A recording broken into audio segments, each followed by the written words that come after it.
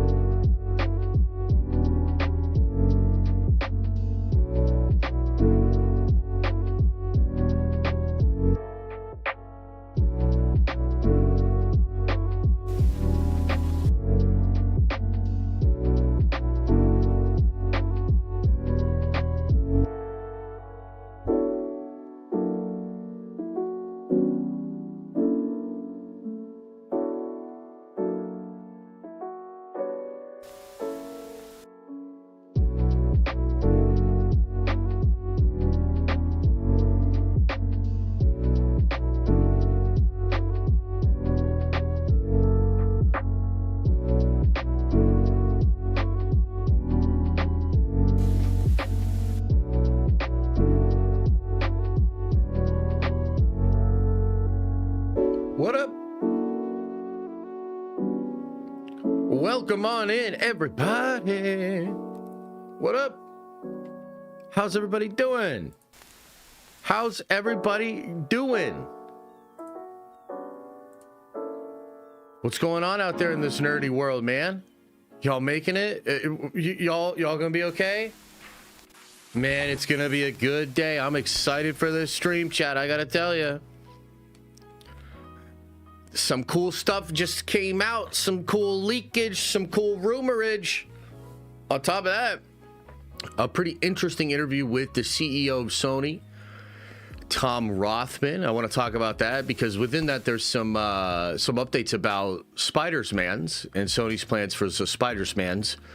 But also, I was sort of struck by just kind of how intelligent Rothman was and some of the interesting takes he had about the theatrical experience, that business model, what's going on with all of that. So we'll go over that a little bit too. We'll reflect on that a little bit. It should be nice and chill. And then we are going to get into spoilery stuff, potentially spoilery stuff, rumory stuff.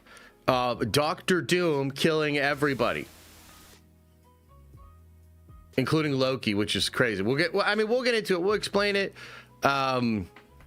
It is kind of crazy. It is kind of crazy. And as always, we'll try to sort of place it within what we think we know of Avengers Doomsday. What does that mean? Or do we like this? Do we not like this? Should we panic? Should we riot in the streets? Or is it going to be chill? You know, I guess we'll go over that. And then Doctor Doom has a wizard friend. So basically, chat, and I'm trying not to spoil a lot of Doomsday just in general, because I know everybody is excited about it and stuff, right? But I think that Hagrid is in the movie, essentially. Hagrid.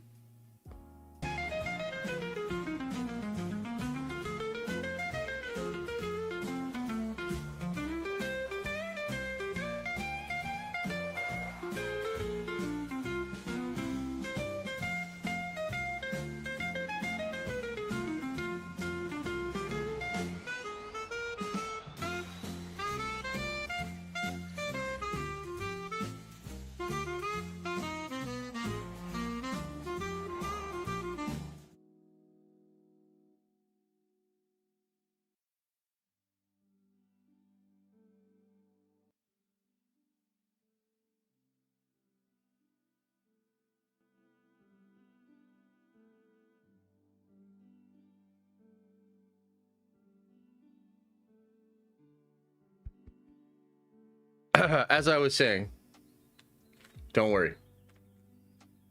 Not today, Satan. Good try. Good try, though. It ain't going down today, motherfucker. Woo! I got two chats open, too. Somehow, something just happened, and I'm looking at two chats. And one of you guys is enough. Actually, one of you is too much, frankly. So I need to exit out of one of these. Hang on. This is too much, bro. This is too much. Okay. Hey. Oh. Oh, we saved it. That's right. You got to deal with more of my ass today. You got 2 hours of that shit coming at you right now.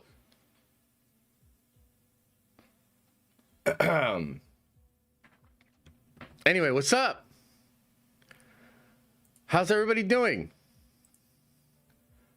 How's everybody doing? What's up? Painting some Tau today for the greater good. That's sick, dude. I am actually trying to I'm trying to paint some today too. I'm hoping that I'll be able to get away from some of the work to be able to paint some too. So yeah. Turn audio down too loud. Nope, not gonna do that. Not gonna do that. And I'm actually offended.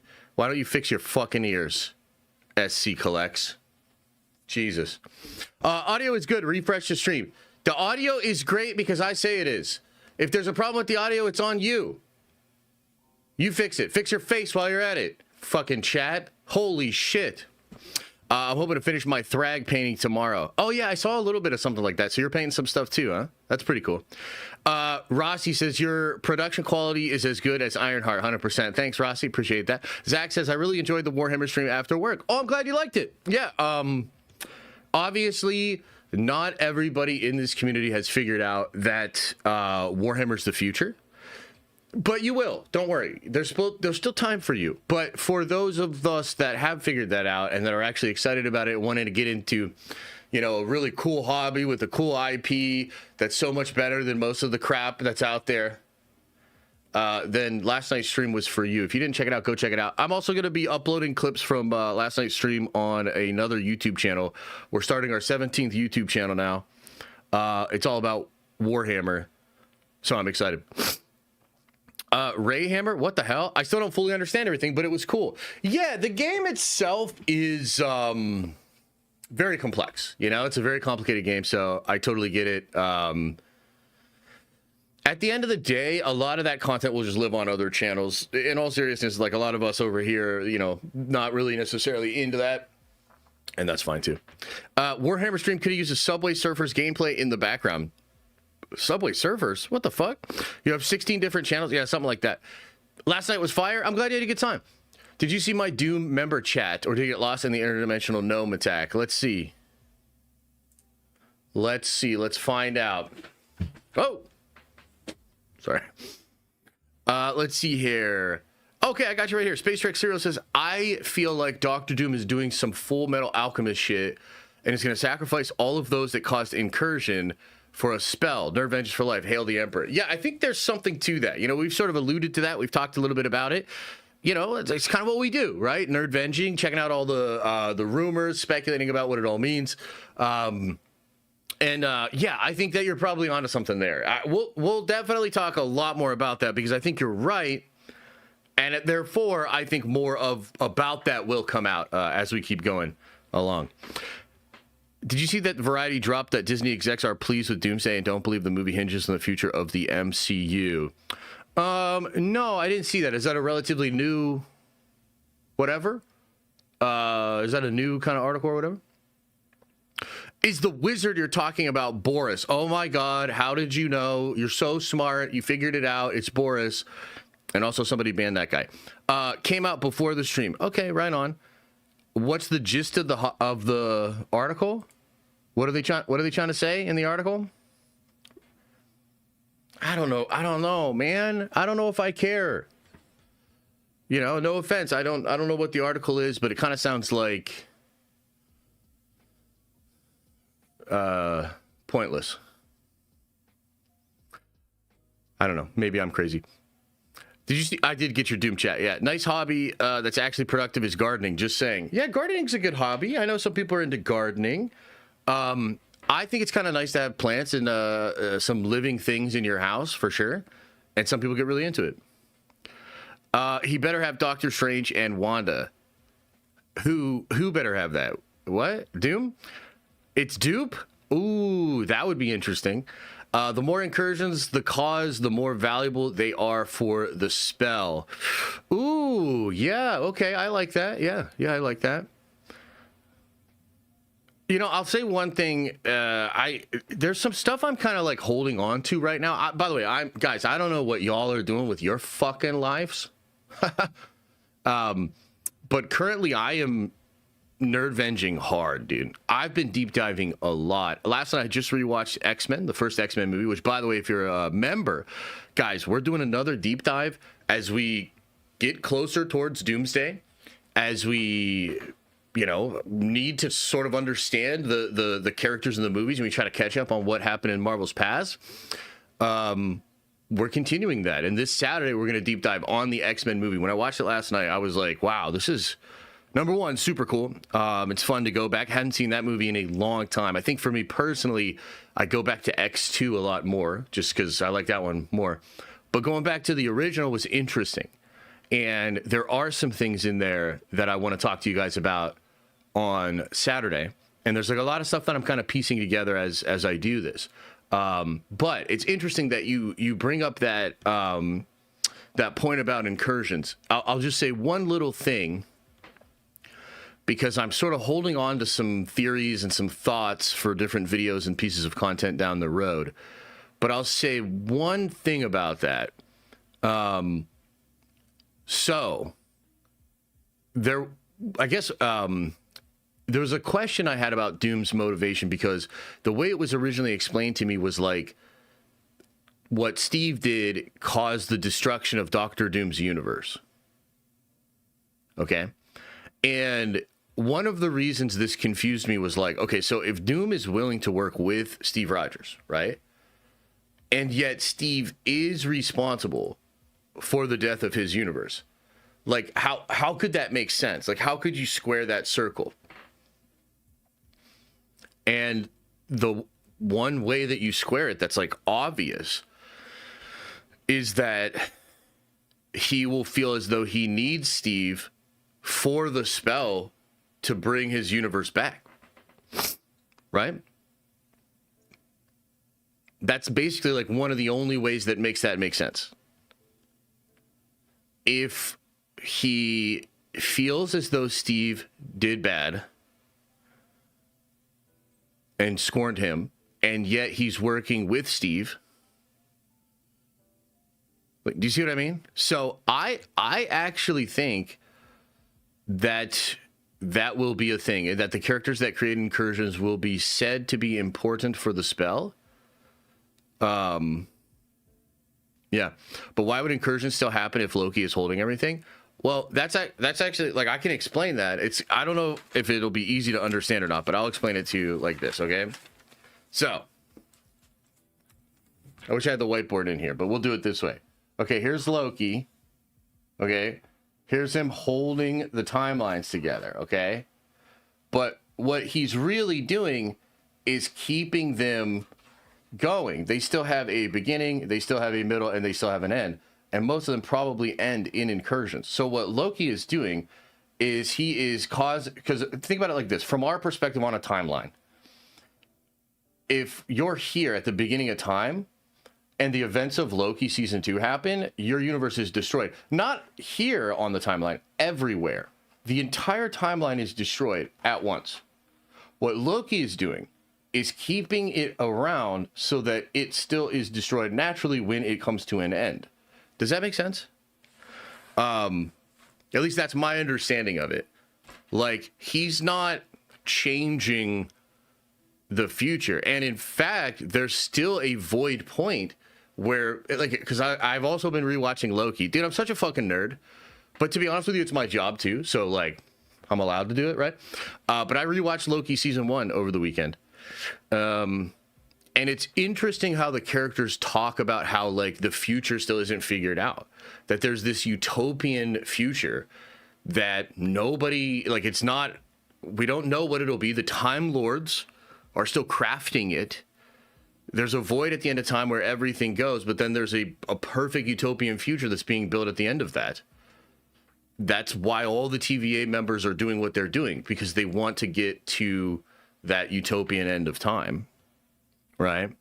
But anyway, I'm probably yapping a little too much about that, but it is an interesting question for sure. Kaylin says, question, how do you think old Steve made it back to 616 without coming from the quantum platform?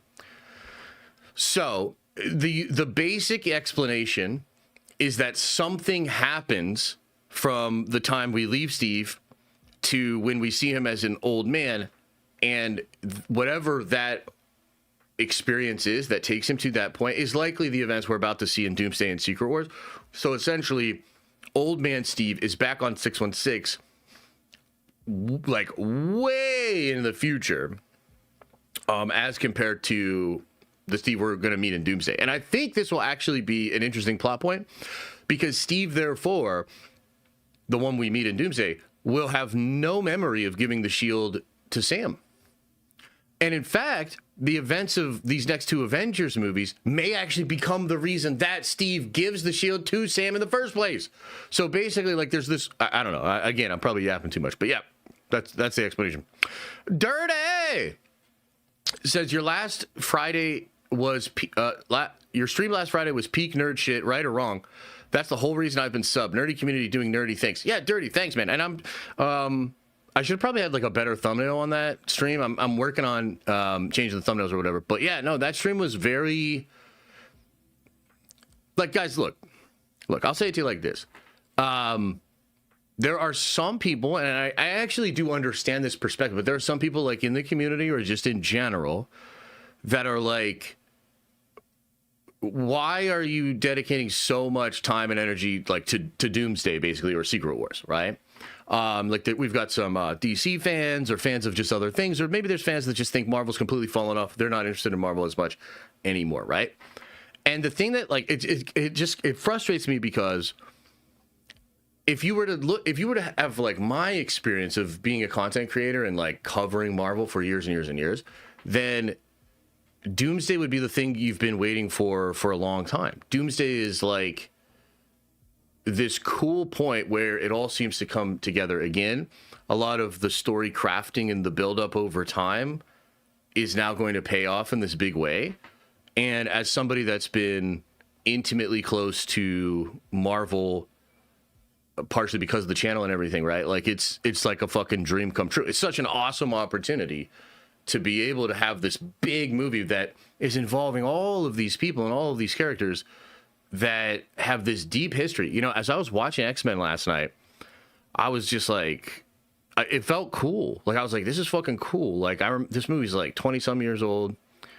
It was the first movie before the Spider-Man films ever worked with Tobey. It was the first one that kicked off the whole sort of renaissance. Maybe Blade plays a part of that too, but X-Men really was mainstream. And it's fucking cool to remember back to that and to think of the legacy of this genre, because for better or worse, or, you know, however circumstance cosmically turned out to be this way, I have loved this shit and followed this shit for my whole life, and I make content about it, you know? So to me right now, I'm actually like in my bag, feeling incredible, making content that I think is good, that people will care about, because there's a sort of end point in mind. This Doomsday Secret Wars thing is great. It is this focusing, awesome thing for the Marvel fandom and for fans of comic book movies. So I'm fucking psyched, dude. And I think I am legitimately doing some really good work right now. Hype will come and go.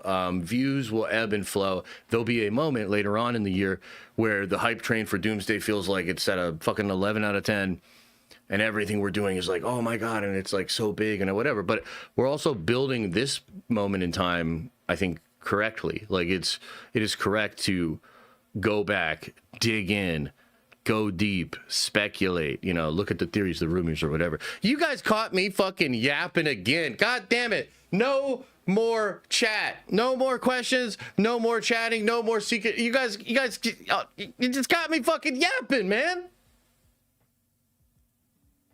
I'm just up here fucking yapping again. I got notes. I'm doing goddamn scribbles. Stop. And also, it's hot.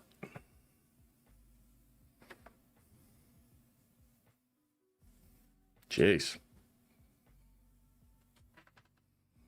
We caught you monologuing a little bit. You did, yeah. Your new theory may be a certain core pillar beings are necessary to the original universe, and that's why they echo and cause the bleed variants. Yes, I think there's something to that for sure, Steven Seagal. And we'll get more into that, brother. You know what I mean? Like, again, if we're actually on to some of this stuff, then more will be revealed. I think it's a part of the fun. I'm having a lot of fun, and it's going to be crazy. The end of the year is going to be dialed up, brother. Like, it's going to be dialed up, and it's going to be really, really, really exciting for specifically, like, people like us that kind of, for better or worse, man, the Marvel Cinematic Universe means something to us. I really fucking care, dude. Like, I've really liked this shit. I've really had incredible experiences over time. And I'm having fun now going back and, you know, getting even more context, and yeah, it's good stuff. Campia mentioned Loki is the one that sent Cap to the FF universe, and he's been on the ship with Sharon and their baby. Yeah. Isn't it interesting how all of that kind of stuff all comes out? Yeah. Okay, so let's get into some of this stuff. I would actually like to, as long as you guys are cool with it, I'd like to start Sharon. Hey, wait, what? Sharon? No, he probably means Peggy, but maybe Sharon. Probably means Peggy. Let's talk some Spider-Man's stuff first, guys. Can we talk some Spider-Man stuff first? Let me get this pulled up for you, actually. So that is the wizard shit. That's the Doom shit. That's David. That's David Harbour saying some shit.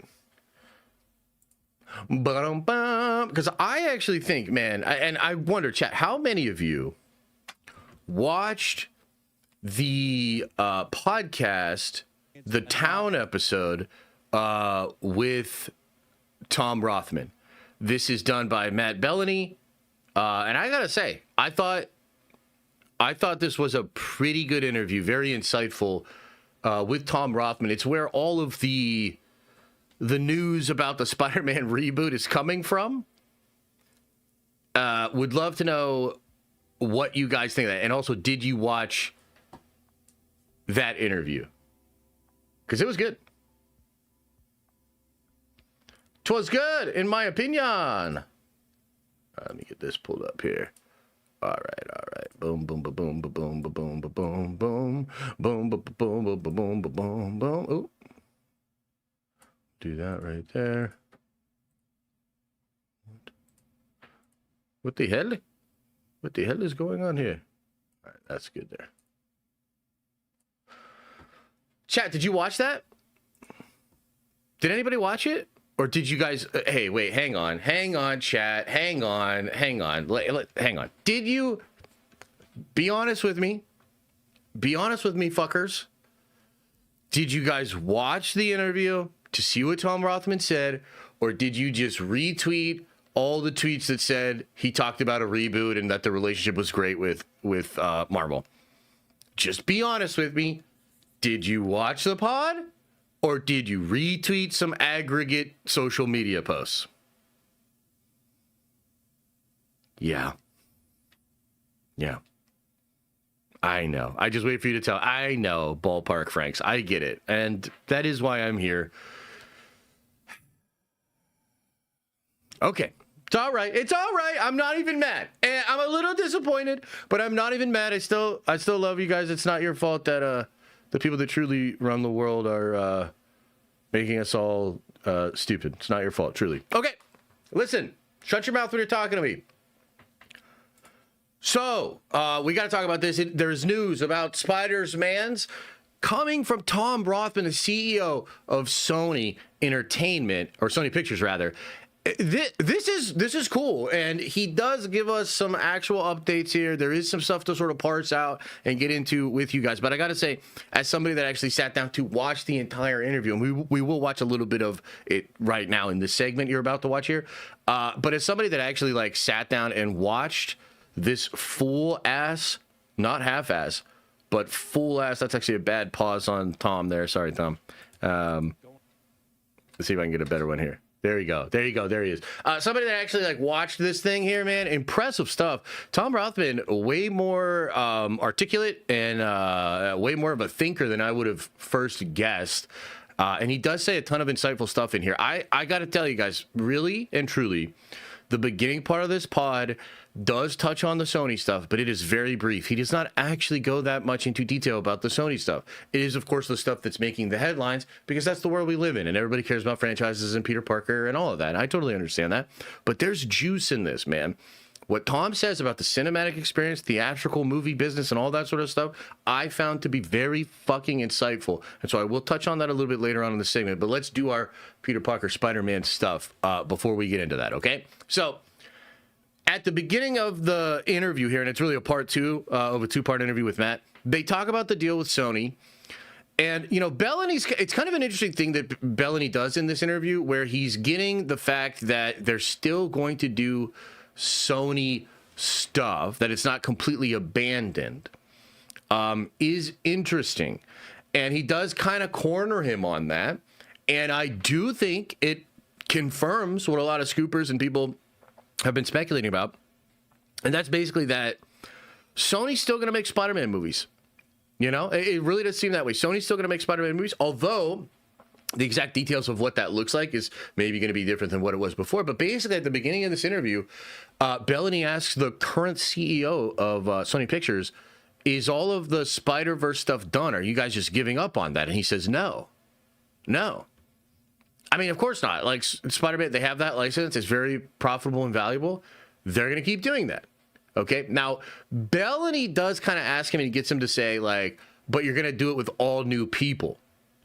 Tom doesn't even say this. He agrees to it. He says, yes, that's true. But it's not like Tom's like being forthright and explaining the fucking plan that they're doing with Spider-Man right now. And in fact, the tone is a bit like Tom's trying to keep it a secret. It's none of your fucking business, Matt. It's kind of the thing here. But at the same time, you know, he does let a little bit out there. So what it looks like, based on what Tom confirms, based on the things that the other scoopers and the insiders are saying, it does seem like there will be more Sony stuff.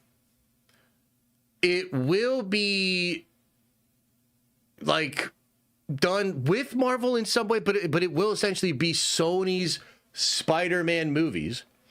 Sony is not completely abandoning this idea of making those movies. They're not just giving everything back to Marvel, right? That's what it seems like based on what Matt asked and clarified by Tom. Now, the follow-up from Bellany is like, what's the relationship with Marvel Studios? And it is actually, again, I think it's actually worth watching that pod, because Matt is actually kind of pushing Tom a bit on this idea of like, isn't it embarrassing that you guys tried to make Spider-Man movies without Marvel and you end up crawling back to Marvel, crawling back to Kevin Feige? Is essentially like, and I was like, wow, like, dude, he's really kind of fucking couching this in a crazy way, probably to get a clip or whatever, right? But Tom's answer is really interesting. I mean, he first says, well, $800 million, I don't know if I would call that like failure or like crawling back, right? And he's talking about the first Venom movie, which was a success. But then he said something really interesting. He said, the deal in the relationship with Kevin Feige is great, and it's not crawling back. We were able to make movies, but what it is an opportunity cost. Essentially, Tom kind of says, without saying it, that the benefit of working with this guy who truly is like a goat, he is one of a kind, he's an industry-changing mind, Kevin Feige. The opportunity to do that outweighs whatever they could perform on their own. So, you know, Tom's kind of framing it like, look, we have Spider-Man. We've been able to have successful Spider-Man movies without Kevin Feige, including Venom. But there's an opportunity to work with Marvel, create better content. We had our Spider-Man launch in an Iron Man movie with Robert Downey Jr. And he sort of like talks about the Pascal deal and how it was great. And it acknowledge, like, he considers it a good deal because at the end of the day, executives saw what Kevin was able to do, saw the value proposition that Marvel was willing to do. And that deal worked well. So look, I say all of that to say nothing is like hard confirmed within this interview. I think it is making waves because people are kind of attributing this thing that Tom is saying to the other news that is out there. And it kind of looks like, yes, we will get Spider-Man stuff with Marvel, but then you're going to get Sony movies that are within the Spider-Man world. Now, what's interesting is Daniel RPK had reported just a couple of weeks ago that Sony is, I think the way he worded it, more willing to share their characters and work with Marvel Studios. So there's something implied there that, well, maybe you're going to have Sony lean on Marvel even more and lean on Kevin Feige even more. And you could maybe look at the exact interview and all the gushing and all the, because like, dude, there's a couple interesting parts in this interview that I'll play for you where Tom like talks about Kevin and how brilliant he is. He actually talks about knowing Kevin Feige on the set of X-Men 1. Which is interesting because we're about to do our deep dive on X-Men for the members. If you're a member on the live streaming channel, come on by this Saturday at 11, where we'll break down X-Men 1 through the lens of Doomsday and sort of catch up on it together. But I found this so interesting because Tom Rothman, in an interview that went viral yesterday, talked about how there was this skinny little guy in those meetings on X-Men 1 that would occasionally raise his hand and give a piece of advice or bring something up that was actually quite brilliant. And Tom says, that guy was Kevin Feige. And he joked about how if he had known what a rock star that guy was going to be, that little nerd in the room with everybody, that executive, he was like an assistant producer. He's a fucking nobody. But that guy kept like raising his hand and like actually helping. And Tom said, if I had known what a power player Kevin Feige was going to be, because that guy, that little nerd was Kevin Feige, I would have been a lot nicer to him, which is interesting. It kind of implies that like maybe Tom Rothman's not always nice to all these people in that town, including Kevin Feige, who ended up being this big rock star. And maybe that speaks to, you know, potential tensions there. But anyway, the real point that I'm trying to make here is it does seem like Rothman is smart enough to understand the value of the partnership with Marvel.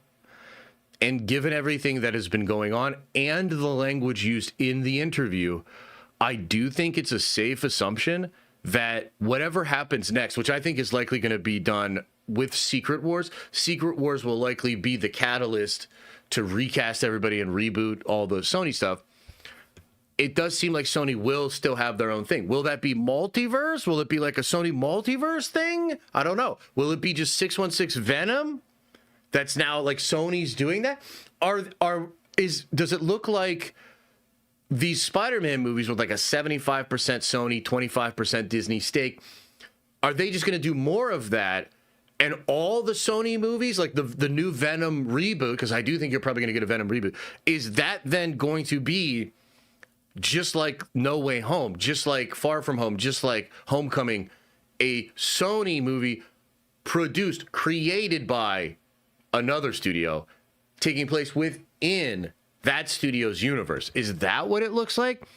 We don't know. Like, that's what I'm trying to tell you. It's like, we don't fucking know for sure. A lot of people reading the tea leaves here. And sure, it is interesting, some of the stuff that Tom said. And I thought the interview was great. But that is like the long and short of it, folks, right? And, you know, if you look at some of the other stuff, like, I guess to take it a step further into speculation, there are accounts like the Redacted guy that have been suggesting that there will be another Venom series, that they will reboot Venom, and it'll be not Tom Hardy, but it'll be something new, and it'll be Venom, and it'll be live action, it'll be Sony, and they're basically going to try it again and maybe work with Marvel a little bit. It's starting to look like that is probably true. You know, it's starting to look like that is probably true. Now, a couple of things I want to, before we get into sort of the Q&A and discuss what, you know, you guys are talking about, or figure out what you guys want to say about all of this stuff. Let's watch a little bit about what a little bit of the actual pod and see what he said. I think again, this was at the very beginning of my tenure and the tail of end of Amy's tenure, but I think it was an extremely smart and mature decision by Michael Linton and Amy Pascal, who are excellent executives, first rate. But the part that I quarrel with, run into the ground, no. It's an $800 million movie. That's some ground. He's talking about Venom. Again, I just explained this a little bit, but this is like what he actually said about it. I think, again, this was a question of opportunity. Opportunity. Yes, first of all, Marvel's great. Kevin Feige's a genius, and I can talk about that in a second. But it wasn't just bringing Marvel in to produce for us. It was actually, we were able to introduce the new Spider-Man with Robert Downey Jr. and Iron Man. Connected to the narrative. Yeah. So it had big upside for us, and it's been one of the great deals for both companies. Win-win. A true win-win deal. A true win-win. To the point where the third one just did, and pisses me off that I have to say this. And this is kind of interesting. So this went viral too. He talks about how the Statue of Liberty was why China didn't want the movie in there, and it would have been a $2 billion movie, but China didn't accept the film or whatever. I'll jump ahead a little bit here because he continues to talk a little bit more about Kevin Feige and the decline. And X-Men was the real initial breakthrough in the Marvel Universe because it was the first time that the characters were taken seriously. And it was first time that the emotionality of those characters were honored. And again, I'm kind of jumping around here a little bit. I apologize, but I just sort of spoke to this. Some of the stuff is serendipitous and it's just like fun and cool and adventurous, but it is so interesting that Tom was talking about X-Men 1 and framing the entire success of that genre, superhero content, hedging on X-Men and what it did for the entire genre. And I fucking agree with him, especially I literally watched the movie last night, guys, and we're going to watch together on Saturday. And it's just cool. Like, this is kind of like our history. This is like the deep lore of live action superhero genre stuff. Talk about the director of that movie. No, we won't. Keep going. And there was this skinny little junior assistant for Lauren Donner, who was like sitting in the back of the room and during the story meetings. And every once in a while, he would be like, what about, and I'd go, that's a good idea. What about this kid? That's a good idea. That little person was Kevin Feige. And what I always say to him is, if I'd known you were going to be such a fucking big shot, I would have been so much nicer to you. But he's gifted. I'm curious because he had kind of a generational run. Okay, this is a great question here. I appreciate this guy asking this because I think this is something that a lot of us fans grapple with and think about too. He's about to ask Tom about the decline. He's like, yeah, you're saying that Kevin's a genius and you're saying all of this stuff and that's cool, but how do you explain the fucking fall off then? Which was, by the way, y'all ask me about this shit all the time, right? On Friday, I'm explaining this like multi-year interwoven thing. We're deep diving like back to 2014, 10-year plans, breaking all this shit down, and somebody's like, none of this explains the fall off. It makes me want to rip my fucking hair out. But it also explains that is what's on people's minds, right? So let's hear what Mr. Rothman has to say. How do you diagnose sort of the recent challenges or slight decline and how a lot of those movies have done? I just think he would say the same thing. I would say it this way, that when we always have to balance this, we balance this in answer to your question about Spider-Man. Scarcity has value. You've got to make the audience miss you. You know, it's the old thing. I always had trouble getting girls to go out with me twice, but, you know, until fortunately my wife took pity on me. But it's like absence makes the heart grow fonder. But it's an interesting dynamic, as you mentioned how much of a benefit it was to Sony to introduce Spider-Man with Downey. I feel like the opposite they went too far. Is true now. They went too far. Need Spider-Man to introduce Avengers, and that storyline will hopefully for them carry over. I think, look, I'll just tell you this. There are two people about whom I would say this, and maybe more if I think about it, but these are two that come to the top of my mind. Never bet against Jim Cameron, okay? And never bet against Kevin Feige. Knows what he's doing, you know. Which, by the way, I'm not trying to get anybody in trouble here, but because I'm like fucking neurodivergent and I literally do this for a living, I actually can recall an exact trade article where sources close to the production say literally don't bet against Kevin Feige. And there's a couple other things that like he says in this interview that actually strike me as like, I think I've literally heard trade reporters use that exact line from an anonymous source in articles from the last couple of years. Anyway. Certainly they've engaged. You can see it in a course correction, less television. I think it was really the television and the elaborateness of that interconnection that made you have to be so inside, you know, or else you felt excluded. And that was a mandate that he was given by a prior administration at Disney, and he's a good corporate soldier, so he did what he was asked to do. But I think he knows very well. Like that good corporate soldier line, I legitimately remember that line in one of those trade articles. And I'm not saying that Tom's the source, but it's possible that whoever the source was speaking to things that are so well established in that town that it's the shorthand for like basically everybody that's informed. Everybody that's actually informed about what's going on has the same take and might even use the same lexicon. That now, to a degree, less will be more, and it'll be very more. Have no worries for Avengers, guys. It's gonna be. If you don't, you have some kind of game where you. We do. I have it. Yeah, it's gonna be fun. Okay, so anyway, he goes on to look blabber. So, well, the thing that's important here, why I wanted to bring that up, is Tom's diagnosis for what happened with Marvel and the fall off and why Marvel is going to be fine is very similar to how I feel about the situation. And it's like, it's an informed opinion. You know, he's actually in the town, so it's kind of interesting. Like he's probably more informed about a lot of this than I am, but I also am a nerd with like nothing but time, and I do this for a living, so I get to like dive in a way that maybe other people don't too. So there's things that I feel very comfortable about knowing, and I'm informed on. You know, I have multiple sources that have told me different things, and I think I have an angle on what this was. Ultimately, like, I think he is right. I think for me, Disney Plus, and this is probably why I got so passionate about canceling Disney Plus projects. And again, it sort of gets me in trouble with my own community because you guys are like the last group that will give up on the shows. You're the most hardcore. You're going to appreciate the shows in a way that other people aren't. And even like the Wonder Man situation, like we got people in the community that really love the show. And they even might think I'm being rude or dismissive or toxic when I, A, don't really watch the show, but B, literally say that it should have been canceled. But I'm thinking not in terms of like, is this satisfying that group of super hardcore people that years later after a fall off are still watching every piece of content? No. Like, I'm thinking more, is this the right thing for the brand and for the community and for the fandom? And in that sense, I do think a lot of what they did on Disney Plus was damaging, incredibly damaging. And I sort of still believe that if they had canceled every Disney Plus project last year and maybe even some stuff into the prior years, they would have been far better off. So anyway, kind of a long segment here, guys, but I do want to see what you guys think about this. What do you think about the Sony thing? Do you agree that they're probably going to reboot this stuff and do another Venom? I saw a hilarious take online chat where people were saying that it would be really funny if they just rebooted all the shit they did.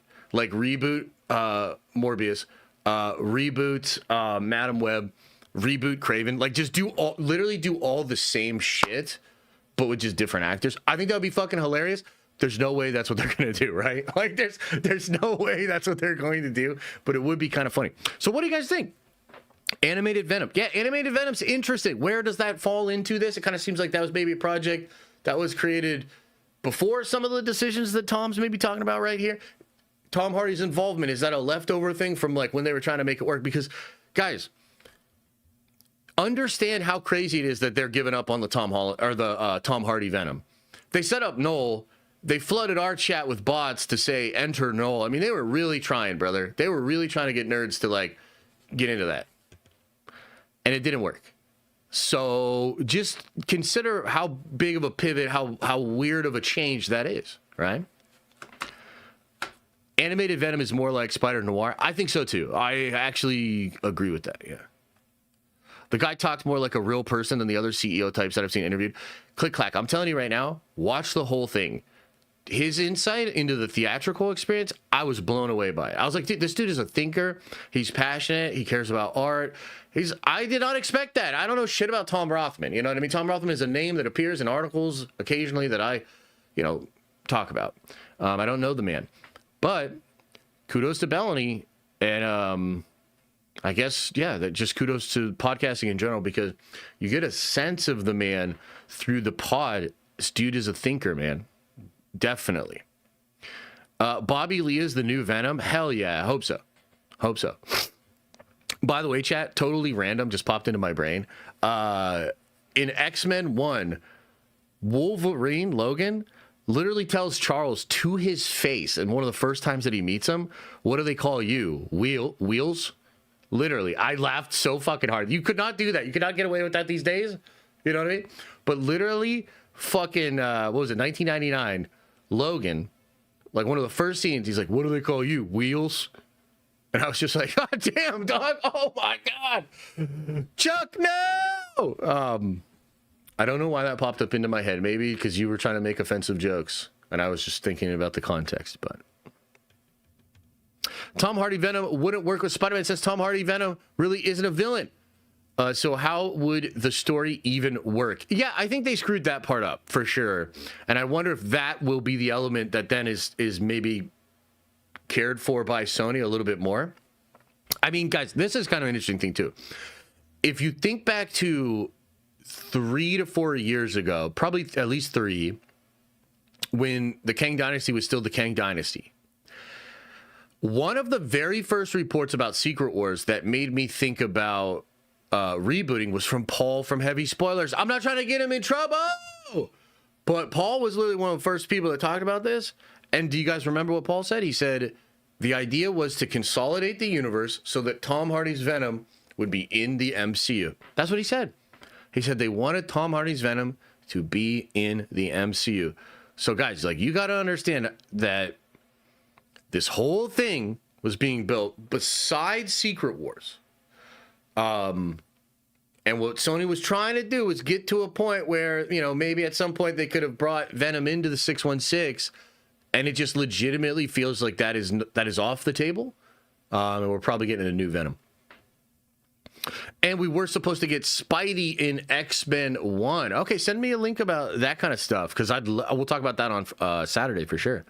Can we get Miles versus Venom? Yeah, eventually. I think Miles is definitely coming in live action, but I think there's just other stuff they want to do first. And also, I think the animated stuff with Miles is Paramount, not like the company, like the adjective. It's really important. So I think they want to, like, all your Miles stuff, this movie, and then more maybe. Disney Plus, a problem was that they tried connecting it all to theatrical movies. The projects weren't the best, but they had to make them in a different universe or something and not interfere.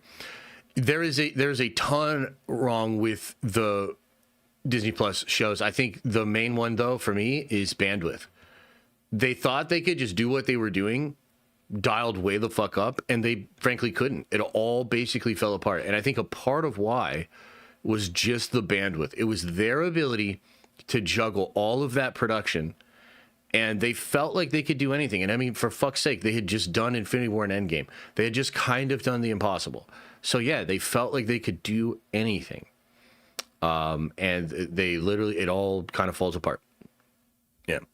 All right, so that's all the Spider-Man stuff. Again, I would recommend watching that stuff. Look, I'll say one last thing here, and it's not worth getting too much into. I'm not going to do like a whole clip on it, but Rothman had a really interesting take on Theatrical, and he talks about how there are only 2 real reasons that people go to the movies. He said one is experiential, it's for the experience, and the other is like the story. And he basically makes the case that release windows and being really, really hardcore about your release windows is the only way to save theatrical, because he's saying that, like, when you take away that window of story, like, I need to know what happens next in the story, or I need to know what happens in this story, and you take that away, meaning there's no sense of like urgency because you know it'll be on digital soon or you'll get access to it soon, then all you're left with is the experiential. And this is where Hollywood is getting fucked, because there's only so much you can add to experience to make spectacle worthy all the time. And there's just certain genres and types of movies that are never going to fit into that. And so therefore, anything without an incredible sense of cultural urgency doesn't do well. And I thought that was really interesting. He also talks about how ticket sales have been increased to mask the decline of theatrical and how net ticket sales are way down. And he also goes as far as to say that 2026 is going to be a great year for the movie industry, but it is going to be deceptively good, meaning they're not fixing fundamental problems, but there's enough juice this year to sort of mask the problems that have occurred. Rothman's take is that without really controlling theatrical windows, the industry will actually fall apart. Now, it's such a cool, interesting take, but here's the thing. I think he's actually explaining why they're totally fucked. he thinks if you just enforce the windows strongly, there will be enough consumer behavior sort of pre-programming that will occur to create enough of a desire.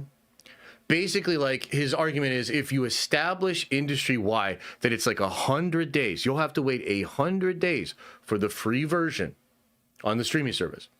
Then what that will do is create enough of like a FOMO to get people to go opening weekend or maybe purchase it down the line or whatever. My problem with that, and I think this is something that he misses, is every other industry that I can think of, especially in the entertainment space, is completely like abandoning that. The speed at which things get to the consumer is a part of the value. And other industries and things that these consumers are doing is driving them in the direction of wanting it now. And the space and the length at which people are willing to wait for stuff, I basically think you can't put the genie back in the bottle. The toothpaste doesn't go back in. Because it's even if Hollywood itself decided today to unanimously make that important and enforce those windows, the entirety of entertainment around it is going in the opposite direction. So and by the way, again, this is, some of you guys don't give a shit or whatever, but you should check that part out of the interview. It's very interesting. He's thoughtful. I happen to think he's wrong. I happen to think Theatrical is cooked because of that, and I think he's correct about experiential, but I think their only avenue is to create undeniable experiential value. I think the story part probably goes away. Maybe there's, some FOMO you can create with like stuff like Marvel with an interconnected story, but for the most part, I think that goes away, and I think experiential is the only thing that will actually drive those sales. But anyway, that's enough about all that. Caitlin says, Sony should just focus on animated universe and let Marvel use all the characters for live action. I also believe bad movies are killing theaters. Yeah, I mean, I don't agree with you about the bad movie thing. I do think that if stuff was way cooler and the bar was higher and maybe everything was, like, if movies were kind of undeniably dope all the time, would that drive more people to them? Yes. But I don't necessarily agree that that's actually what's killing movies. Maybe it's playing some small role for sure. And maybe we're just talking about two different things, because I think value isn't necessarily as defined as quality. But and then Sony doing animated stuff, I mean, that'd be a good move, but I am also really excited about Spider-Noir. Spider-Noir looks truly good, and I think part of why it's good is it is existing outside of that universe. I think the question for Sony is, can we do fun things like that and also make movies? That's the question. Can we do fun things like that and also make movies? And maybe you're right. Maybe the way to make the movies, the most profitable way to make the movies, is to let Disney and Marvel produce. They get 25% of it. You guys continue to make 75%, and maybe that's the move. Maybe that's what it works. Who is going to kill Doom, and why is it Wonder Man? So funny. Motherfucker. Sony flops like Morbius, Madam Web lowers the value of the genre. That's true. Yeah, that's true. That's actually true. Okay, let's get into the next one, though. Let's talk about some Dr. Doom, baby. Let's talk about some Dr. Doom. Y'all ever heard about Dr. Doom? You know about Dr. Doom? Have you heard about this? You know about this? I'm pulling a Jay Leno. Hey, you heard about this? You know about this? Hey, you know about this? You heard about this? Check. Yeah. All right, here we go. Let's talk about Dr. Doom, man. These leaks, these rumors, these insiders. It's all crazy when it rains, it pours. And right now, a lot of stuff is coming out about Doomsday, new stuff. And we're going to talk about a first one right here. Dr. Doom kills everyone at the TVA, including Loki and Avengers Doomsday. What? What the fuck? I mean, why do you even got to say this? Man, Shine really is the worst, huh? But hey, it is what it is. We're in the world that we are in, and this is out there. So let's talk about it. Let's diagnose. I find this interesting on the tails of a lot of the other rumors and leaks about Loki. For instance, it was rumored in leaked, I guess, that Loki would be the person responsible for moving Steve Rogers to the 828 universe, which, by the way, apparently even John freaking Campea has started to hint as being correct, which is interesting because that would confirm that Shine was correct when she said that that's what it was. Do you understand the timing here? I always tell you guys, timing is so important with these things. If you really want to have a good sense-making apparatus for what is real, what do I believe? The timing is really important. The actual Doomsday story of what the movie probably mostly will be has been decided. That's why Campea was talking about it weeks ago. That's why other people like Charles Murphy are talking about it now. That is why people like Shine and Daniel are reporting more new stuff that is accurate, because we are now getting a look for how it all comes together. By the way, they're about to do the reshoots, and David Harbour was recently asked about this and did confirm that they're about to go shoot Doomsday reshoots in the next week or two, which to me seems like a bit of a delay from what they originally were going to do with the reshoots. And it actually probably explains the Secret Wars London shooting hiatus, because they need extra room for the Doomsday reshoots. So anyway, we hear that and we're like, okay, Loki doing this, that. And then Daniel says Loki's going to have a small role in the film. Now, we just talked about this the other day. I think it was on Monday. Because at first it kind of seemed like maybe some of the scoopers were saying Loki has one scene in the movie. Luckily, that's not the case. It's the girls that have one scene. Kate Bishop, Miss Marvel, and I forget the other one. They have one scene together. Only one scene in Avengers Doomsday, which I think is one scene too many, but I'll deal. But anyway, the point is, we thought maybe that was reference to Loki, and we're like, wait a minute, Loki, one scene in the movie? What the fuck? But no, alas, multiple scenes, but a small role in the movie. Now, according to everything else that was rumored, it seemed like the small role for Loki would be the beginning of the film, would show Loki moving Steve Rogers. This would be before he goes to sit on the throne and hold all the timelines together. And it would be explained that he meets with Steve after Steve decides to go live with Peggy, and he helps to move Steve into 828, the universe of the Fantastic Four movie, okay?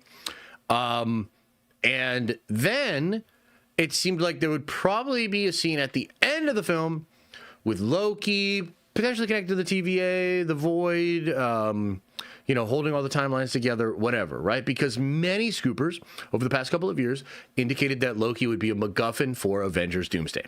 And even when it was Kang Dynasty, apparently Loki was probably going to be a MacGuffin. So, with all of that said, we now get this report from Shine. Doctor Doom kills everybody at the TVA, including Loki in Avengers Doomsday. I mean, first of all, holy shit, crazy spoilers. But second of all, I think it brings into context all of the other leaks we just discussed. And remember, one of the only actual leaked set photos from Avengers Doomsday did show destruction on a TVA set. So, let's put it all together. So I think the only way this works, chat, is that this would have to happen at the end of Act 2 or going into Act 3, okay? Because if Doctor Doom has access to the TVA and he kills everybody at the TVA, including Loki, then what the fuck does he need Franklin for to travel interdimensionally? What does he need all of the other people for? If he has a tempad, he should be able to go from universe to universe just like Deadpool did in Deadpool and Wolverine. So because the early part of the movie has Steve Rogers with Doctor Doom and Pedro Pascal on the ship, and they come into 616 and they're talking about stopping incursions, and they're using Franklin Richards to travel into this dimension and likely using Franklin to travel into the X-Men universe. None of that makes any fucking sense if Doom has access to the TVA. So I think just logically, this has to be later on in the movie. It would likely be after the true plan for Doom has been revealed, which is another thing we talk a lot about here. It does seem like Doom's manipulating everybody. And remember, manipulation means you're obfuscating the truth. Manipulation is not an agreement. It is not bargaining. Manipulation implies deceit. So Doom is being deceitful of many people in this movie. Remember that. That is very important. So to me, when I look at this Loki rumor, I'm kind of getting a sense here of what Loki's going to do in the movie. Kind of seems like at some point, Doom will get to the TVA. He will slaughter everybody in the TVA, including Loki, which is really interesting. Does that mean then at that point, Loki has gotten off of the throne? And then does it mean then that what Doom really needs is not to get to Loki, but to get to the Citadel at the end of time, to get through Alioth, to get past the Void? Does the destruction of the TVA and of Loki indicate that the rest of the movie would have to take place on the Void? And then what about those 3 worlds that are colliding at the end that Harloff talked about, right? Most likely X-Men universe, Fantastic Four universe, and main 616. So that's all happening at the end. And at some point while that's happening, Doom gets into the TVA and slaughters everybody. Damn. Pretty crazy. Probably going to be pretty fucking cool. And maybe there's some fun variants and things that you could do via the TVA. Maybe some of that would carry over into the Void. I'm not really sure, but there's more too, because I want to talk about the wizard and the sling ring and the sort of sidekick for Doom. But let's sort of stop here. Guys, what are your thoughts, given everything we just talked about, given all the stuff that's out there about Loki? What do you think of this, chat? What do you make of this? Do you have any questions? Is there something you'd like to point out? What do you think? My Time to Shine just said Toby and Wolverine die in the opening act of Doomsday. Shut the fuck up, Shine! Stop saying everything! Like, yes! True! Okay, let's talk about this. I guess we'll tack that on to this section here. And the thing that sucks is, like, again, I have to, like, point at Alex, man. Alex, why did you say Toby didn't die in the film? Is there a way that they can both be right? I guess that's what it comes down to. Let me just try to break it down for you guys. So basically, guys, just like with this Loki leak, like, it's all happening the same way. I hope you're paying attention and recognizing the patterns. It's all happening because one person says one little thing about the movie. It all starts with John Campea not being able to shut his trap and being like, dude, the opening of the movie is going to blow you away. And what does that do? It then gets picked up and shared around. And then what does that do? And then you have Gary being like, actually, here's what that scene is. Okay. And then you have Alex, like, weirdly trying to debunk it because Gary's bad. You know what I mean? But then you have, like, Daniel and Shine kind of confirming all the stuff about Wolverine and about Toby. And guys, when fucking Chris Claremont said that Wolverine was going to kill somebody really important, and then John Campea says this one thing and Gary from Nerd Rock says this other thing, and then we're like thinking, oh shit, when you put all 3 of those things together, it seems like Wolverine's going to kill Tobey Maguire. Like, I guess I'm just personally sick of figuring stuff out, of, like, drawing conclusions, internet detectiving, and having fun over here, and then being gaslit by these scoopers into thinking that we don't know what's going on. You know what I mean? Like, that's what's starting to piss me off.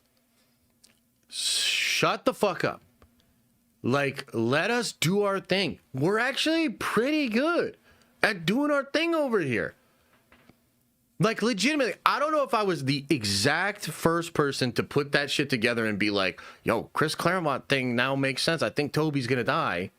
I don't know if I was the first person to do that, but I was a person that did that. That take was accurate. That was a good thing to think back to. That's good-ass internet detectiving. I'm decent at internet detectiving. So shut up. Now, as far as what it means for, like, the actual movie and all that sort of stuff, yeah, it kind of looks like Toby's probably going to die. Now, what's Alex's explanation for saying that Toby doesn't die? He's probably just saying that because everybody dies and everybody gets brought back for Battleworld. Right? Well, I'm sorry, Alex. That sucks. Don't say shit like that. Don't try to get so fucking cute. Fuck you. Seriously, stop. That's what I think is going on. So now going back to the actual movie, with all of this now in context, what do we think is going on? Yeah, it probably is the case that Wolverine and Toby will die early on in the movie. Do they both die in the opening scene? I don't think so. I think I think Wolverine probably dies later on, but I could be wrong about that. And then also, too, what does it mean to die in an incursion? Does that mean then you do pop back up on Battleworld? That's another piece we don't fully understand. But yeah, it seems like Toby's probably going to die, guys. I try to tell you, sorry. Fuck you want. All right, anyway, now, what are the thoughts? What else? And also, Shine, stop. Alex, stop. Shine, stop. Say as little as possible. Sit on your hands for the next 9 months and let me do this. Just relax. I got this. But he said he doesn't die in Doomsday, right? Yes, that is what he said, yes. Gonna cry. Off topic, but Star Wars might be cooked. Via Variety, Disney were concerned over the Super Bowl ad failed to spark excitement, and Starfighter looked at to satisfy fans more than Mando and Grogu. Yeah, that's in the trades. So the thing that's crazy about that, and look, cinematics, I don't know if you're like actually trying to I don't think you're actually trying to trigger me. I don't think you're trying to. I think you're bringing that up, and I think that's an interesting point. Okay? But at the same time, it will not matter. It doesn't matter that that is true. Because right now, within the Star Wars fandom, you have a whole bunch of people that are going to ignore every piece of reality, every piece of news, and just think that Star Wars is fine. And then you've got a bunch of other people that basically know it's cooked, but can't let it go. So thanks, but no thanks. I'd rather not get into it. No, I know, bud. I'm honestly not. I mean, look, here's the thing. I shouldn't even say this, but I'll say it. I'll say it just because I do think there are some of you guys that actually maybe understand me, as crazy as that sounds, because I am a really crazy fucker. But I'll say this. Maybe there's a thing you guys can kind of sense where I am sort of pulling back or drawing back from the community a little bit. And essentially there is something going on where I feel as though I need to do that. And there is some underlying conflict between a lot of chat in the community and myself. But, and I can say this wholeheartedly, I am not mad at you guys. I do not blame you guys. I truly love you guys. But at the same time, I feel as though you guys are preoccupied and sort of captured by a lot of things that I'm not just not interested in, but I'm actively not trying to have in my life. And that creates a weird parting of the ways. You know what I mean? And, you know, I think it's expressing itself maybe in some ways where like I am getting a little bit more irritated with chat or things of that nature. And again, it's really not your guys' fault. I am truly not mad at you. I do not. It's like hard to explain. I'm very frustrated by the situation. I do need to walk in a different direction than most of you, but I am not mad at you. I do not have any animus towards you. Does that make sense? Josh hates us, confirmed. Yep, 100%. Maul Shadow Lord will be fire and you'll be late. Do you guys want to hear? I don't even know if I should say this. I probably shouldn't say this, but I got I'll say it like this. I got a sponsorship offer from a really cool company that I've been trying to work with for a long time for Star Wars in May, and I am not going to do that shit. So I'm personally so butthurt about Star Wars. I'm so out on Star Wars that I got this incredible opportunity that I am not going to take advantage of because I do not want to speak positively about Star Wars. And I don't, dude, I'm telling you, right, like, it's bad, guys. Like, I'm trying to be nice about this, but I legitimately do not want to talk about Star Wars. I am over it. But also, I know that you don't always get what you want in this world, and I will probably be forever linked to Star Wars and will constantly be asked about it, regardless of how bad it gets. So I'll just do the best of what I can with that, you know? It would be hilarious for us to watch. I thought about that. I was like, well, maybe I could do the deal, and most of my audience would understand how ironic it was and, you know, funny that I would be being positive about Star Wars. But I literally don't, I don't want to. Thousands of dollars. And I was like, no thanks. Like, guys, I fucking hate that shit. Like, I'm fucking mad, bro. Fuck Star Wars. I'm sorry. Again, I'm trying not to be super rude. I know some of you guys won't let it go or whatever. It's fine. But no, dude, you should have taken the bag. No, I'm good. You know, honestly, I'm good. I obviously do want to continue to grow and make more money and whatnot, but like, we're really good, bro. Like, I don't want to speak too much about it, but things are pretty good over here, you know? And it is good to not need it and be like, yeah. Nah, fuck Star Wars. All rudeness intended. No. Not from me. I'm not trying to be rude to people. Does Doom listen to Valeria or anyone else? You know, that's kind of an interesting question. Does Doom listen to anybody? I don't know. He will occasionally listen to Valeria. I think he listened to the Molecule Man a little bit. Yeah, but for the most part, no. He thinks he knows best. Yeah. Sheesh, y'all fucked up a good time. Wait, what do you mean? What do you mean? I'm having a good time still. What do you mean? I'm having a good time. Do you think X-Men will act as the Black Priest? Oh, that's kind of a fun question. I think there might be something there. Yeah, I think there could be something there. Bring back the tower? What are you talking about? I'm in the tower right now. What are you talking about? I'm in it. I'm in it right now. Okay, yeah, we should probably talk about Strange. Okay, that's a good little segment there on the Doom and the Loki stuff. You guys, any other words on Loki? Is it R.I.P. Loki, or are we good? What do you think? R.I.P. Loki? Toby gone? Wolverine gone? They both blow up scene one. Sorry. Woo!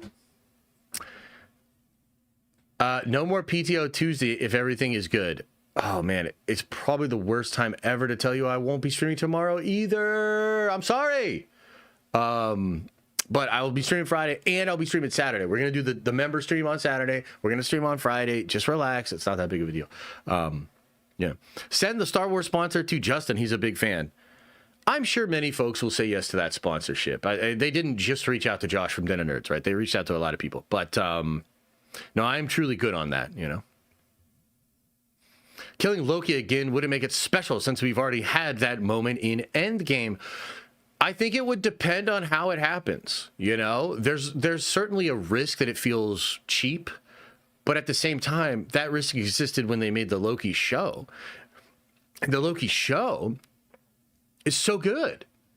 Who would have thought? You take a character that arced out, go rip him out of time before his arc is completed, and give him a whole nother arc, and it's actually good?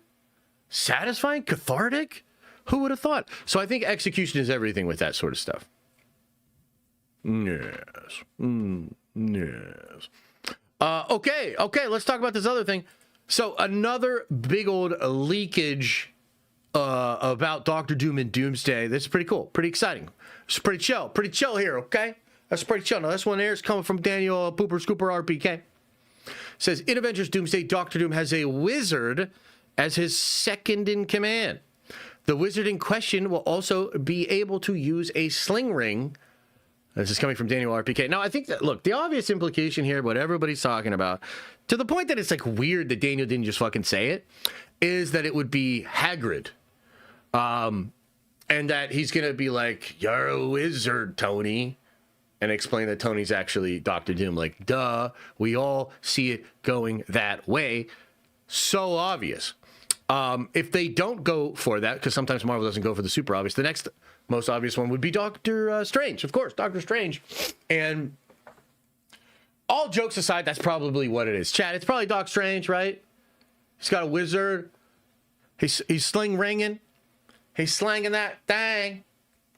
And that rang. Go make it rain. But yeah, that's probably what it seems like. And there are many, many reasons as to why fans would believe this. And it is probably Doctor Strange. Like, let's just be completely honest. It's probably Doc Strange. Now, why do we think it's Doc Strange? Well, even before it was going to be Doom, Strange was going to play a really important role in this whole thing. And obviously, Multiverse of Madness shows that. And at the time, I remember there were scoops and rumors that Doom, or the Kang and Stephen was going to come to a head, and the whole thing was going to be about Kang versus Stephen Strange, and that Stephen Strange might even be considered villainous by the time it was all done. And then I remember early on when the Kang dynasty had shifted into Doom, you know, people like Alex Perez talking about how the sequences with Stephen Strange and RDJ's Doctor Doom will shatter universes and be some of the most important sequences in the entire multiversal saga, right? So there's a lot of context and you know, a sort of line of thinking and rumors that would suggest it is Dr. Stephen Strange. He also, by the way, Stephen Strange, chat, leaves our universe, 616, at the end of Multiverse of Madness in the post-credit scene with Clea. Okay? And it's kind of interesting what Clea says to him. Do you guys remember? Anybody remember, chat? Anybody member? Anybody? Bueller? Anybody member? She shows up and says, you, Stephen, you caused an incursion. You did. And now you are going to come with me to fix it. Now, why does that strike us as familiar? Why does that strike us as familiar?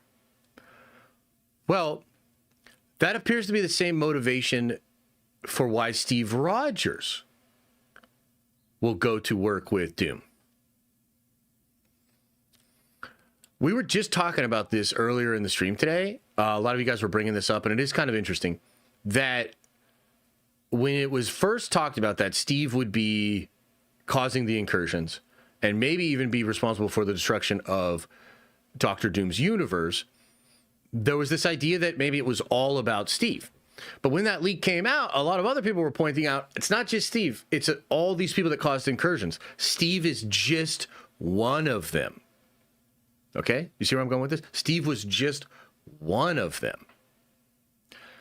Now, there's within the rumors and the way that people talk about Doctor Doom, like a lot of the scoopers say that Doom will be considered a savior and that to the people that follow him, he is their whole savior and last hope to like restore what was lost. I personally think Doom will use the guilt of these people that caused incursions to get them to then feel the need, and because of that guilt, they will feel the need to make up for it and help Doctor Doom, and then eventually be the catalyst for a spell that would undo the destruction that they had wrought, right? And I can see that being Stephen's story. And if you think about what Stephen experienced in Multiverse of Madness, right? He goes to this other universe. He is told what incursions are. He is also told that the most dangerous threat to the multiverse is Doctor Strange himself. He meets another version of Doctor Strange in a universe that was destroyed from an incursion that lost a fight to another being. So Stephen is like pretty aware of all of this stuff. Oh, and by the way, he studies the Darkhold spells, does the dream walking, begins to understand the greater, wider mysteries of the multiverse itself. And as all of that is going on, he's recruited by Clea to go stop an incursion that he caused.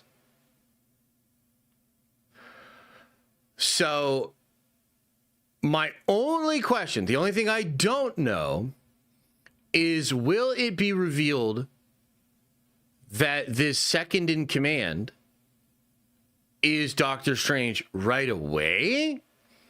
Or will it be eventually revealed that it's Doctor Strange? Now, there's a scene that was described, but unfortunately it was described by like James Mackwell or Majestic, one of the fake scoopers, okay? And again, I haven't talked about them ever since a couple of weeks ago. Guys, every single tweet that comes from James Mack or Majestic, I disregard it wholesale nowadays. Like, we just have to recalibrate.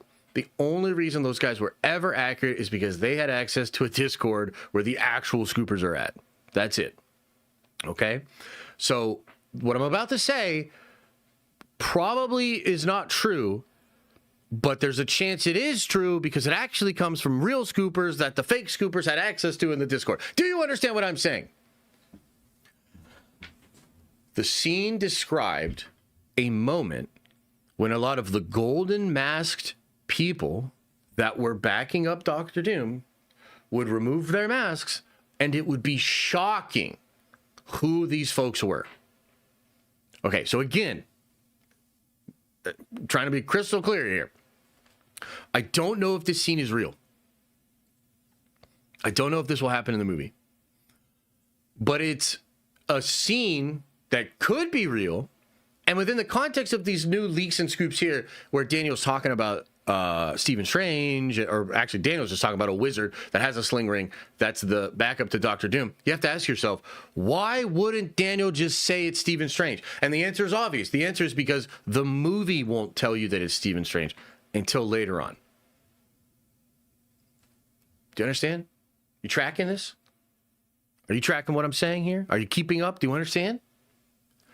So I think this indicates that Stephen Strange will be the second in command to Doctor Doom. I think that connects to old reports that Perez had about how the scenes with those two together would destroy universes and be some of the most important sequences in the entire Multiverse Saga. I think this is connected to the concept art and why Stephen Strange will be the sheriff in Doctor Doom's battle world and in his empire at Castle Doom. And I think this also connects to Steve Rogers, to the overall plan for Doom. And I think it could also connect to a scene where it is revealed that Stephen Strange and others like Clea maybe are working for Doom. It kind of connects back to the Golden Mask rumors we heard. Remember, the Golden Mask rumors that I heard was there was a female one in purple, there's a female one in green, and there's a female one in gold. They all had the gold mask, and there was also a Doom variant in a gold mask with horns, and there was also a Doom variant with a gold mask with the mouth part cut out so that that person could speak.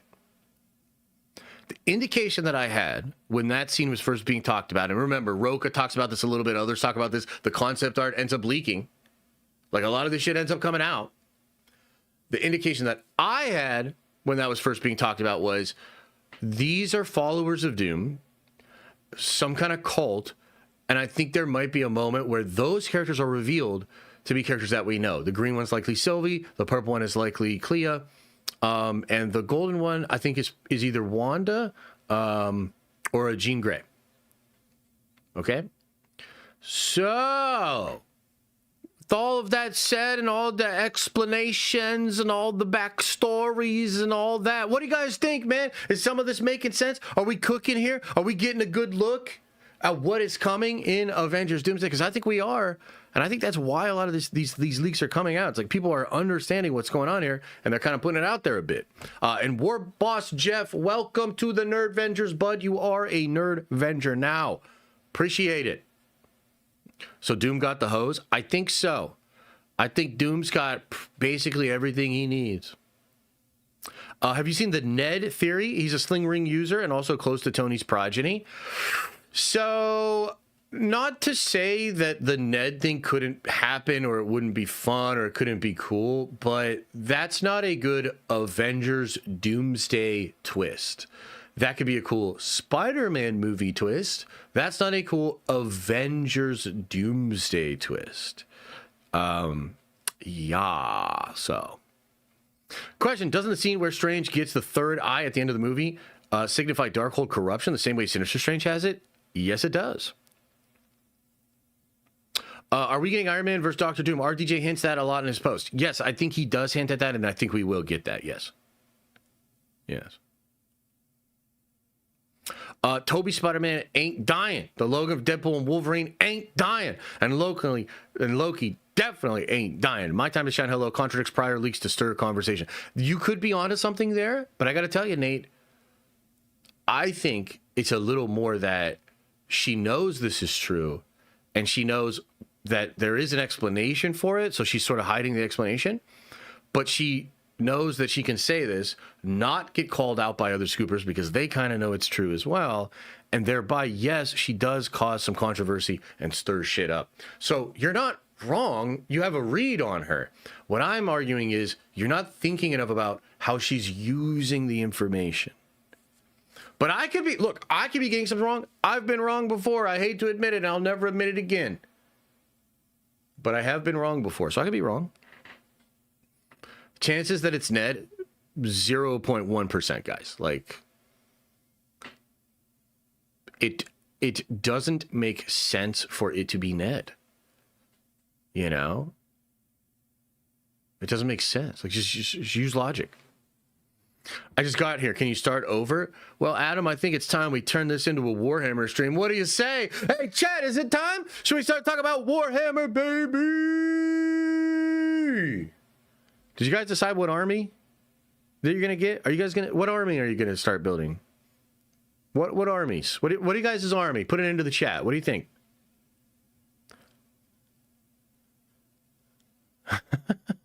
Clea is 100% working for Doom, and probably Doom will be playing victim card to make Strange feel sorry. Yeah, I think so. I think you're right. How was that nap stream? Oh, it was good. We had a lot of fun. I thought it was fun. I think I can do better, but yeah. Did you watch the Penitence episode 1 trailer? Quick but cool. Very cool. Very cool trailer. I sent it to my buddy that plays Sisters. Hell yeah, man. That animation is going to be lit. It's going to be a good year for animations on Warhammer Plus in general, I think. I've been thinking about what if Tom Holland Spider-Man dies in Brand New Day, hence absence of Doomsday, and the symbiote revives him in Secret Wars. Ooh, that's kind of cool. Yeah, that's kind of cool. I kind of dig it. Someone banned Adam. How dare you? You already had all Warhammer stream? That's true, I did. You're right. You're not wrong. Why does no one like Necrons? Oh, people like Necrons for sure, man. A lot of people like Necrons. I think Necrons are super cool. I think people don't like playing against Necrons because they are very annoying and powerful. Especially right now. Yeah. Yes. He will come back with the symbiote in Secret Wars. Yeah, probably. I think you're probably going to get that Secret Wars stuff either way. Yeah, with the symbiote suit. 100%.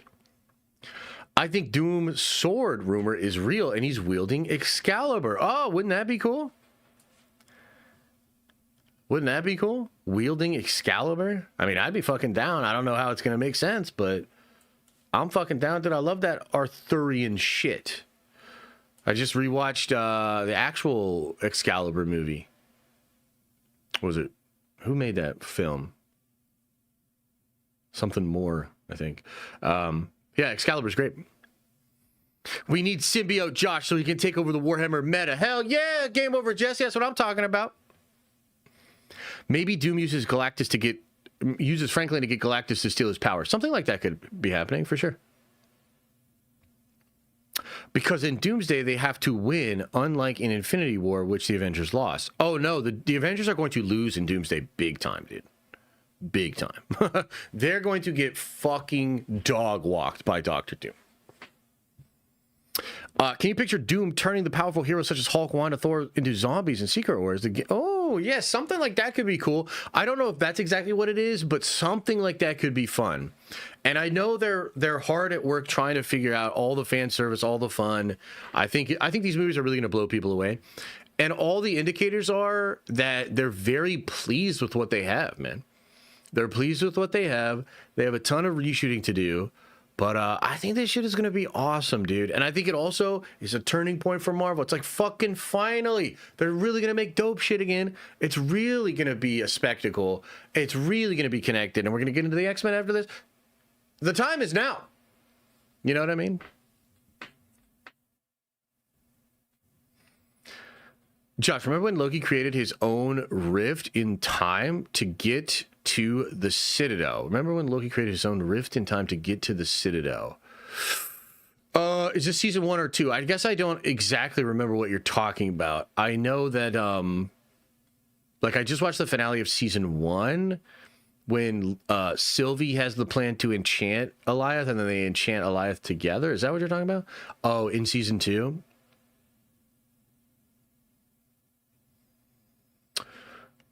I don't remember him specifically creating a rift in time. I mean, I remember the conversation he has with He Who Remains when they figure out that he will never be able to stop it.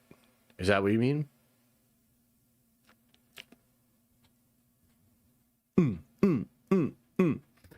Will Doom keep the name The Void when everyone is in the Void, just like Welcome to Battleworld or something? I think that we are about to experience what is past the end of time, and I think that it will be Battleworld after he destroyed the Loom. Okay, interesting. Yeah, cool. So I actually think that Victor's already done all of this before. Meaning, I think Victor won the first multiversal war and actually already created a battle world and a universe. And then I think the Kangs stopped that and rebuilt their version of the sacred timeline to prevent Doom from ever being a thing. That's kind of like what I'm starting to think is there. Doom is Kang? No. They are distinctly different characters. What is Battleworld? So, Battleworld is where the Secret Wars happen. In the very first Secret War, it's a planet that is created, and actually it's kind of fucked up. The Beyonder destroys a galaxy, uses all of the material to create Battleworld. He, like, genocides a whole galaxy to create Battleworld. I don't really remember what happens in Battleworld 2. Maybe it's just the same established Battleworld. And then later on, in Jonathan Hickman's version, at the end of time, as everything is collapsing, Doctor Doom takes all the Beyonder's powers, he smashes what's left of all the fragmented universes together and creates his Battleworld. So Battleworld is a name for technically multiple different locations that are all a sort of created world for the events of a secret war. Weird question, but visually, how would you like to see Battleworld be created? Yeah, I don't know. I mean, maybe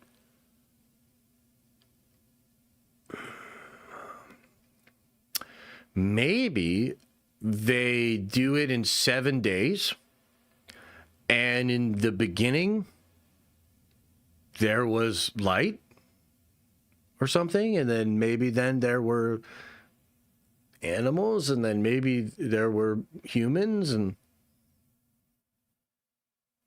maybe that's what it is.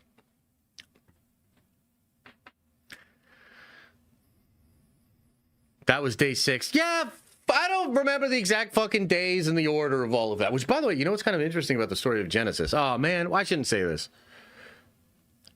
You know what's kind of interesting about the story of Genesis, Chad? Why do you think God let Adam and Eve name all the animals? Think about that.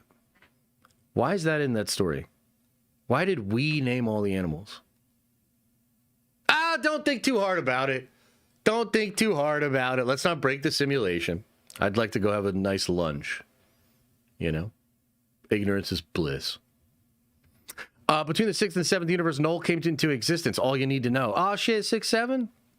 Nice. Battleworld, universes collide. Doom is standing at the center. Cut to black, and then the screen goes up, and you have it. Straight into Battleworld. Yeah, that could be. Maybe they do it as a WandaVision thing, and it's him and Wanda, and they're doing it like a cooking show, and they put it in the oven, and then the bell rings, and it's done, and they bring it out and let it cool off on the counter, and then we like keep zooming in, and then it goes into actual Battleworld. Oh, yeah.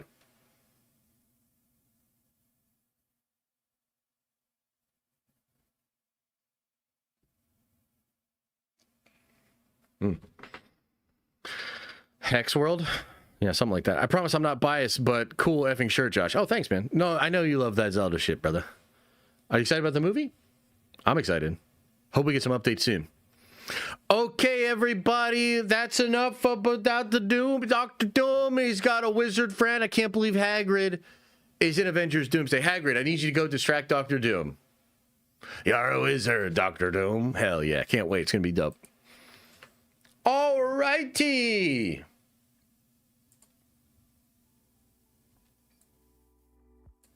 What a lovely little day, huh? What a lovely beginning to the stream. Or end of the stream. But what a nice start to the day. I don't know what I'm saying up here. I feel good. I feel good. What if Hagrid shows up and says, "You're a doctor, Doom"?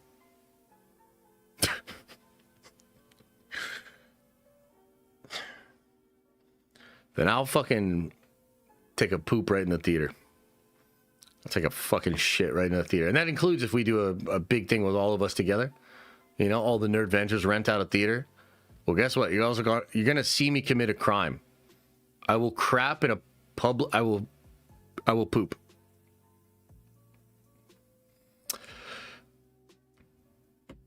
Favorite N64 video game? It was either Mario Party, Mario Kart, Majora's Mask, or Smash Bros. Melee. Oh, they're all so good. GoldenEye was good. Yeah. Oh, wait, I'm thinking of GameCube. No, there was a 64 Melee. Yeah, there was Smash Bros. On 64. And then Star Fox 64 was cool. Mario 64 was cool. Shit. Those were the days. Ooh, Perfect Dark. Yes. That was a great game, man. Perfect Dark was next level. I loved that game on 64, man. Yeah, that was fun. I'm trying to think of what else I really liked on the 64.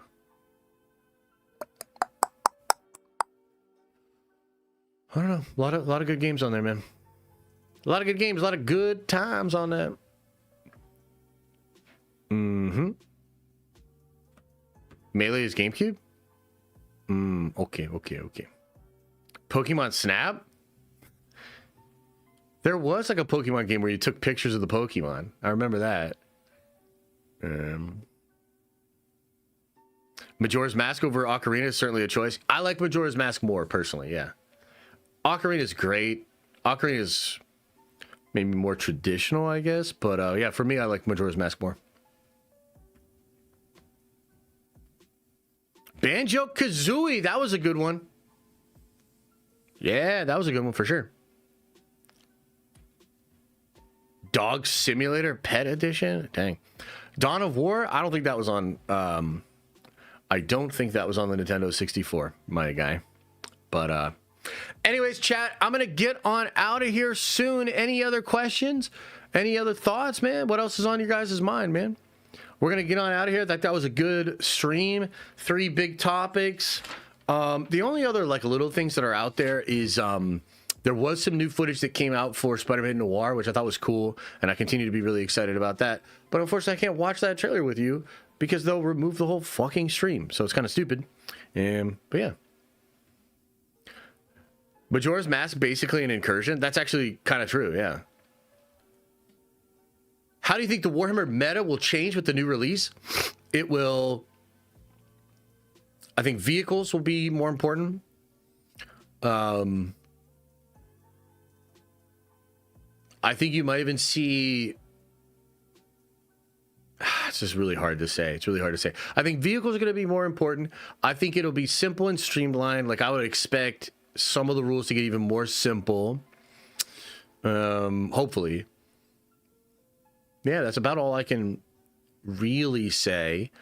I guess I'm really hoping personally that Custodes are really, really good off of the rip. When 10th edition dropped, Custodes were fucking incredible, dude. So strong. And then when their codex came out, they actually got weaker, which I thought was absurd. So I'm hoping that doesn't happen this time. So What do I want from 11th edition? I want all 3 of my armies to be so good. I want them to be busted and broken. Like I want to watch a ton of videos on YouTube of like the tier list of all the armies, and I want the people to be like, hey, if you play Dark Angels, Custodians, and Tau, you're probably having a great time right now. And I want to be like, fuck yeah, I am having a great time right now. Now talk about it. Now gush about it. Make me feel good inside. So that's kind of what I'm hoping for. Iced Out Flames, thanks for the 5 spot, says, F Toby, they're going to do him like Aunt May when she got hit with the bazooka. Kablow, R.I.P. Granny. Damn. Damn, dog. Yeah, he's probably right, though. Yeah, he's probably right. I need more Warhammer info on how to play. There's a lot of info out there. Search the tubes, man, but also we'll talk more about it in later videos and streams, so that might be the best super all year. It's pretty good, not gonna lie. It's pretty good. Any updates on the Warhammer show? Not currently, no updates. It is a pretty good stream, yeah. Or a pretty good chat there. All right, everybody. Hey, much love. Hey, I appreciate you guys. Thank you so much. Seriously, much love. I take this job seriously. It's a silly job. It's a silly fucking job. I sit up here and yap about nerdy stuff. We have stuff we do as a community, you know, streams, clips, scheduled videos, all that, right? But I take the job seriously. I'm trying to make really good content, including really fun streams where we can get together, get informed, speculate, have fun. A lot of cool stuff on the way, guys. So thank you for the continued support. And man, we're cooking. Like, trust me, we're cooking. I'm working on some incredible videos right now.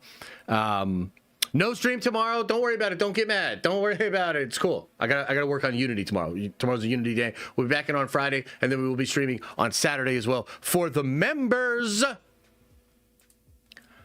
And as I always say, I hope you, that's right, you are having an awesome and a nerdy day, and I'll see you in the next video.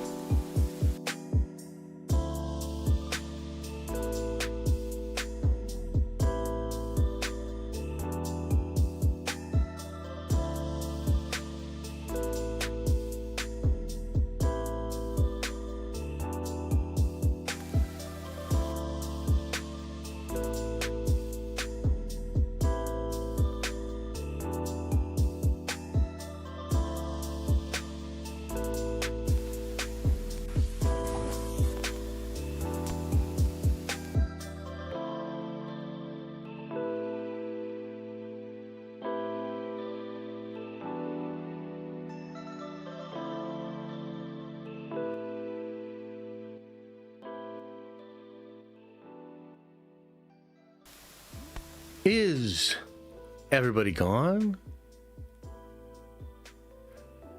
Did everybody leave? Leave.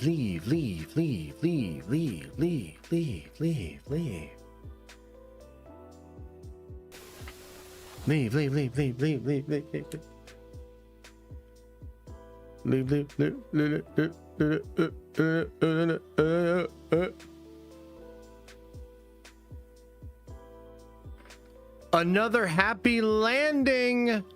Thanks for being here, guys. Hope you had fun, got a little informed, had a little entertainment. It was chill. It was chill. Clips will drop later, maybe video later, maybe video tomorrow. No stream tomorrow, but plenty of stuff coming at you soon. Thank you guys so much. Get on out of here, I say. Go. Touch grass. Enjoy yourself. Live a little. Oh, and also open up your goddamn third eye. Open it up. And wash out your stinky butthole. I'll see you later. Ta-ta.